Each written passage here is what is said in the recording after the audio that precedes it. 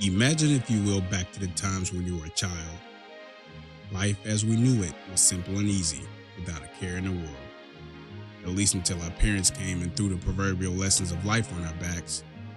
Nevertheless, through the power of our creative imagination, we created worlds in which we were invincible.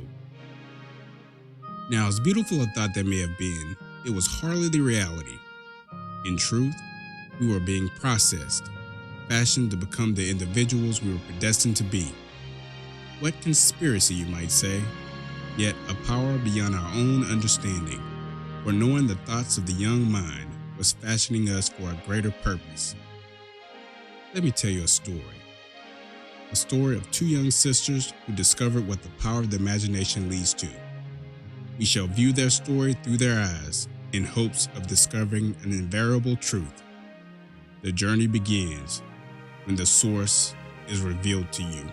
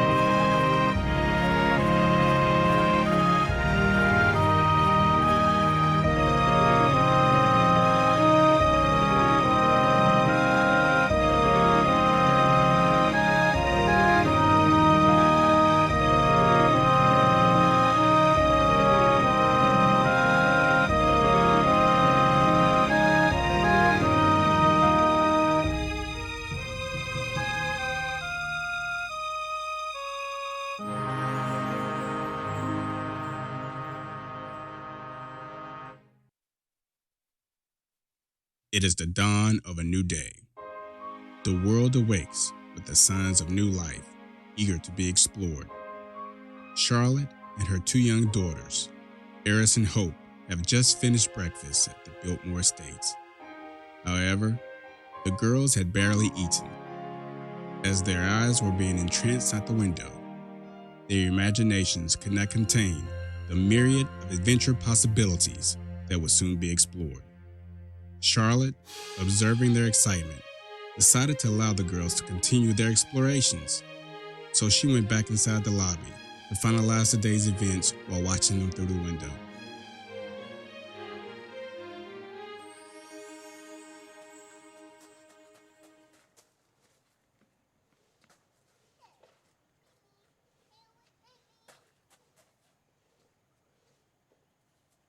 There is an old saying that to discover something significant may lead to treasure and rewards. So to throw it away is foolhardy, unless it was predestined to be yours. In the case of our two young sojourners, what they thought useless and simply cast away would actually be the gift that would expose their shame and lead them to the way.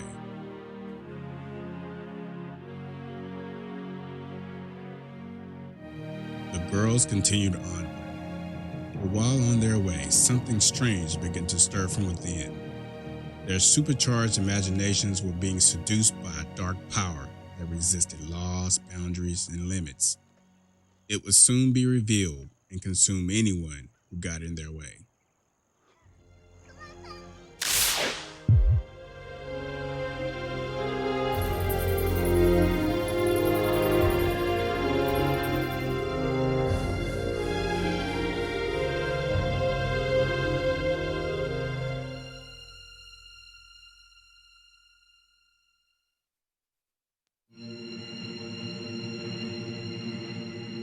The girls had no clue where they were going, but of course they were excited to start the next adventure all the same. Charlotte, on the other hand, felt a little perplexed. She had witnessed the girl's actions earlier and she didn't quite know how to handle the situation. Nevertheless, being the ultimate mother and optimist that she was, she opted to use the day as an opportunity to teach. Inspired, she knew exactly what activity they would do first.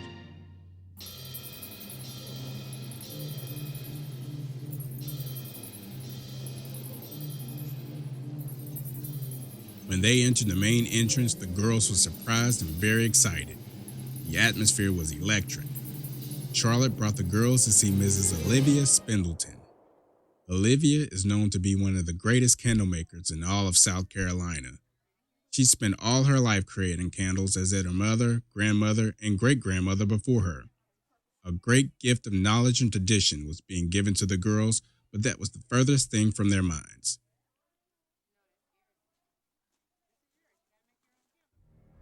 Young Hope had difficulty paying attention. Her carelessness caused her to ignore direction as every word went through one ear and out the other. All she could see was how she wanted to do it.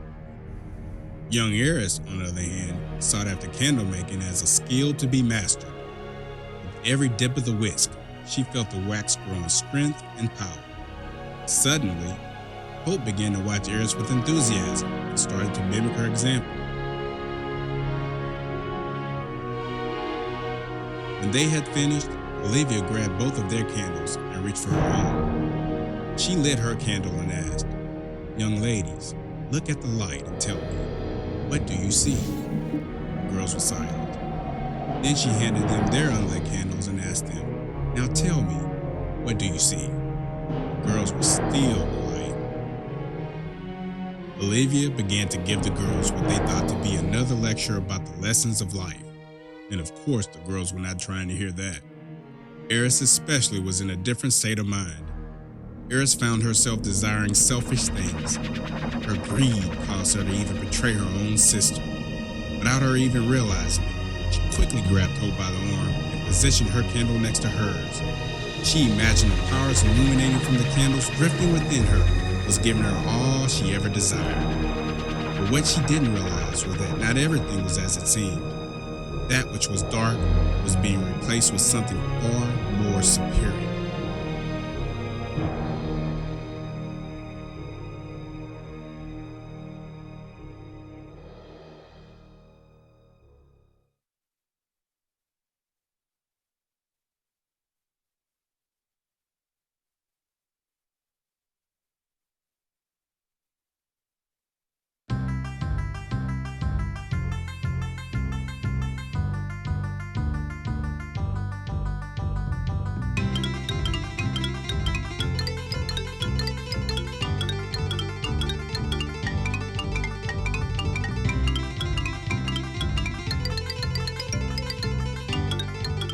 All in all, the girls were really having the time of their lives. They were engaged in various competitive games and Eris was winning all of them. She had just defeated 5-time champion Billy the Hound Dog Hobbleshift and was this year's Tater Race champion, but under protest. Understandably so, considering Hound Dog comes from a long line of Tater Race champions. In fact, the Hobbleshifts have won every championship at the Biltmore since the sport's conception some 30 years ago. After the 16th consecutive victory, a monument was erected in their honor to celebrate their glorious achievement. Hound Dog was just one race away from being the first Hobbleshift to win 7 consecutive races. But at the end of the day, Hound Dog simply couldn't match the speed and determination of Eris. After the final verdict from the judges, Hound Dog's fate was sealed. The victory went to Eris. Hound Dog took the loss like a true champion and conceded with humility and integrity. As for Eris, her drive to win soared to the point of obsession and could no longer be contained. She felt invincible with her new powers.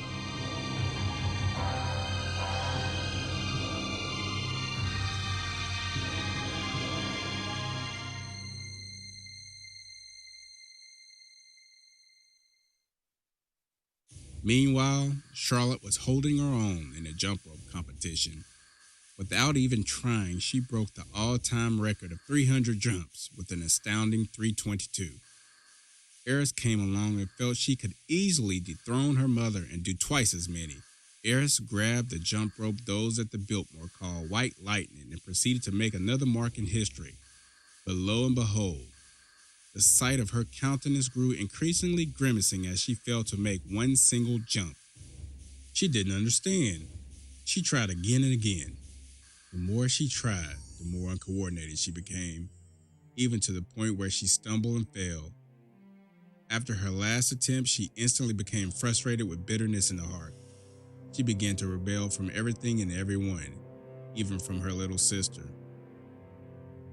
Soon after, Hope found herself alone and secluded, totally drifting away in her mind as Eris' influence became infectious.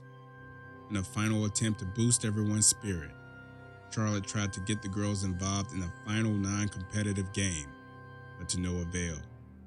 The damage was done. To Charlotte, the weekend was looking increasingly bleak. Again, she knew not what to do and could vastly muster anything or any thought of inspiration. But from within her heart welled a glimpse of hope. But this time, instead of trying to figure out what to do, from within her spirit, she was inspired to pray.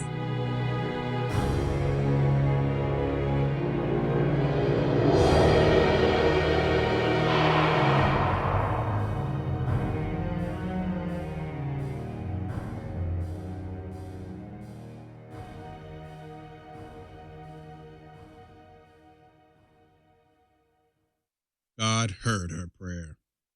Before the foundations of the world, he had already predetermined what to do. You would think, based on the circumstances, the answer would come in a way that would be easily discernible. But on the contrary, it came from two unlikely sources.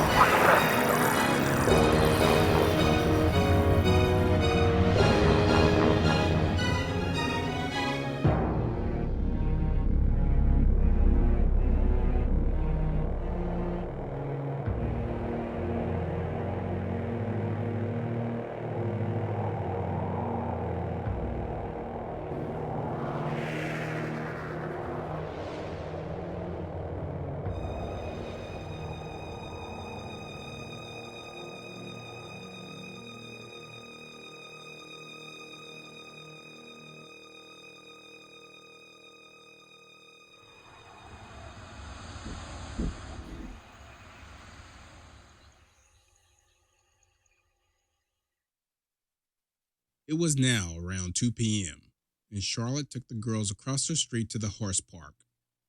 The land was ripe with renewal, and there were animals everywhere.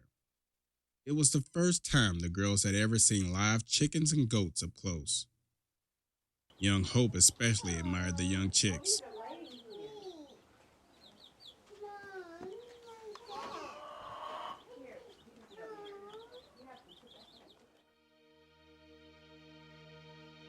Then it happened.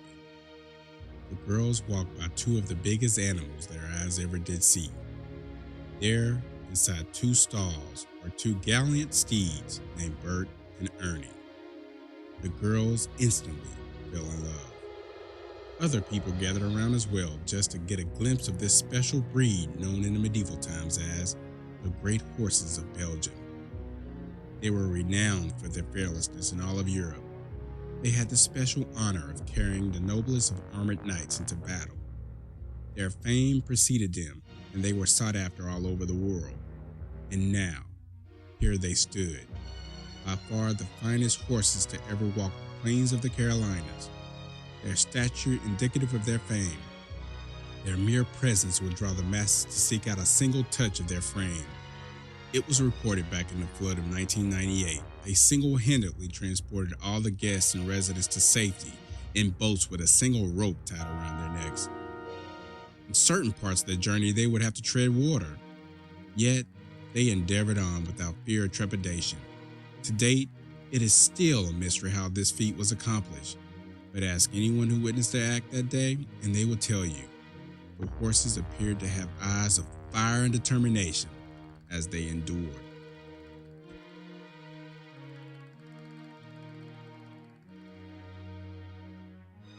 The girls were in for a special treat. Jim, who takes care of Bert and Ernie, was preparing them for the day's wagon ride. As he groomed them, they just stood with the calmness of nobility. And wouldn't you know it, neither Charlotte or the girls had heavy hearts, nor felt the weight of bitterness or rebellion. Jim continued to prepare the horses for the impending journey.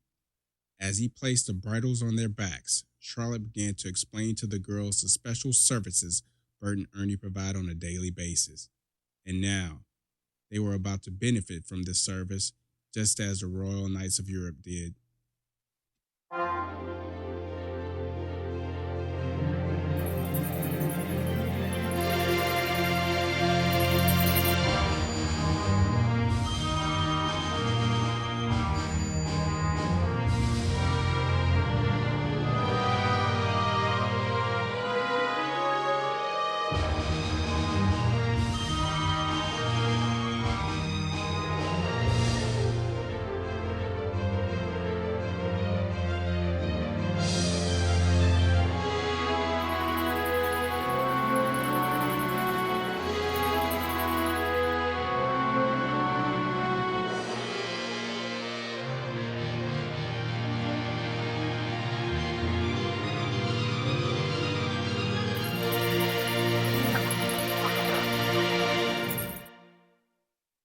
At the first stop of the journey, Bert and Ernie appeared to be mesmerized with intense focus as they stood side by side. Eris, Hope, and Charlotte, along with the other guests, went to visit the nearby river. The guide who hosted the trip once again regaled the guests of Bert and Ernie's heroism during the flood of '98. Everyone witnessed the height of the flood that left the land barren for months. It was difficult for everyone to believe the horses' accomplishments. Considering the force and power of the current rushing from the river alone would be grounds for anyone to have doubts. And if this wasn't enough, the guide told everyone the path they were on was the same path Bert and Ernie transported all the people to safety. Miraculously, not a single soul was lost. This was even more difficult for many to believe, so many chose to reject the story completely. After the wagon ride, those individuals left and pursued other interests. But to those who believed and remained, the master of the great horse took them to a secret place, a place where only a few were invited to go, for it was the few that desired to remain. Charlotte finally realized the purpose of the trip, and her joy was completely full. But for the girls, it was still difficult for their young minds to truly conceive. But this too was a part of a greater plan. Once understood, their mind and imagination will be forced to receive.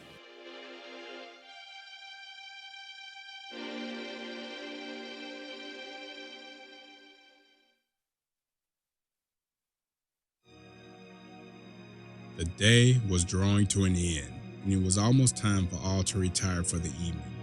The girls, however, were still hungry for more adventures. So Charlotte decided to tell them a story. It was the story about the rabbit and the dragon. As she began to tell the story, the girls closed their eyes and imagined they were in a land where animals could walk and talk like men. One summer afternoon, a frightened young rabbit came running and alarmed all of his friends. They asked him, "What's wrong, Mr. Rabbit?" Mr. Rabbit wouldn't answer. He started digging and digging and digging with great speed. They pleaded with him again, "Mr. Rabbit, why are you afraid and why are you digging so frantically?" He slammed down his shovel and tripped over it. He got up, then started running. He sprinted to the left. Then he sprinted to the right. Then he tried to explain in another way, but still, no one could figure out what he was trying to say. He stops. He thinks he hears something. Nothing. There was complete silence. By this time, everyone was getting at their wits' end. Reluctantly, Mr. Rabbit opened his mouth to explain. He was passing through the forest to go beyond the mountains when he came across the biggest, most enormous dragon his eyes ever did see. The dragon had sinister eyes with breath of fire. Mr. Rabbit was so afraid that he ran down the ridge, around the cave, under the bridge, down the ridge, around the cave, under the bridge again. Before he knew it, he was running around in circles. When the dragon got close to him, he started to try and consume him with the fire of his breath. Mr. Rabbit retreated in complete fear and returned back to where he started from. Mr. Rabbit's friends, again having compassion for him, tried again to help him, but it was too late. The dragon had arrived. He attacked and consumed all of them.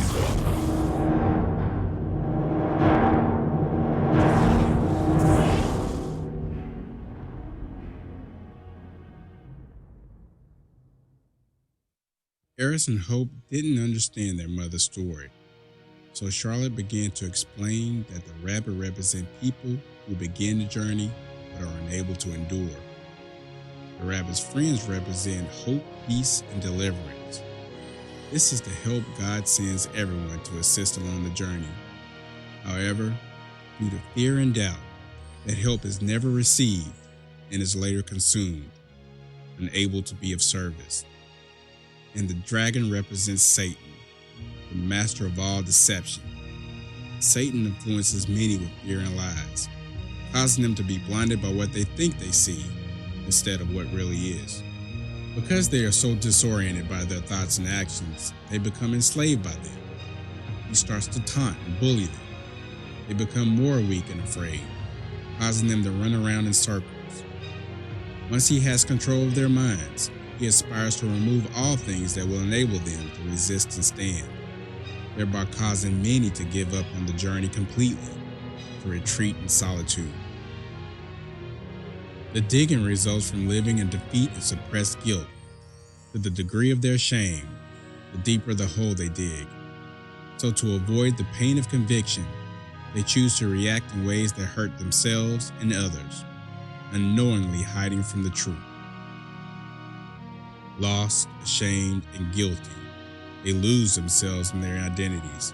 The spirit of truth is suppressed, so they have no choice but to run away defeated and hopeless. So now we must always remember, once we begin the journey, we are never alone. Help and deliverance is at every turn to show us the way. If we only open our eyes to see, we have been equipped to stand and be fearless, fashioned to resist the enemy and reprove all deceit. We shouldn't forget in the midst of it all, God knows what we are going to do and go through, for it is He who commissions us to go through it. Even if we rebel and throw away what He desires us to have, because of His grace and mercy, He is still there, seeing us through this journey. God opened the girls' minds so they could understand. And at that moment, they began to believe and turn their hearts toward God, confessing the error of their ways. With one voice, they cried out in complete submission, and immediately, God entered their hearts and revealed to them the mystery and the way.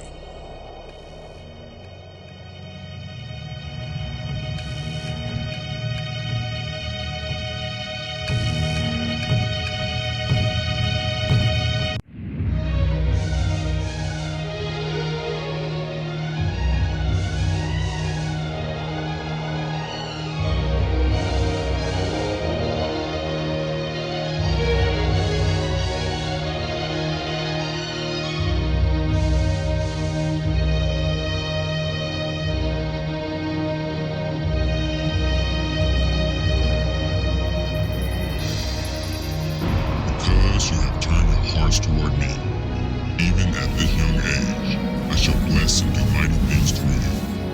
You and your descendants shall know that I am the I am. and shall walk forever in my likeness. Therefore be confident, be fearless. My spirit shall abide with you always, for the way is not easy. Always remember, when you are in moments of weakness, you are in position of power. Now go. Begin the journey I have set for you from the foundations of the world.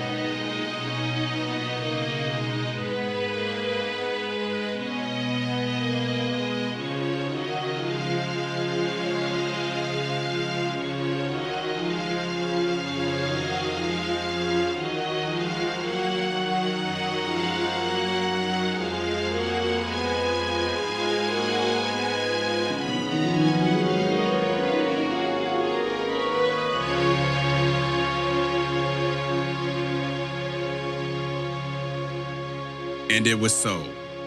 The journey that was and the journey that is.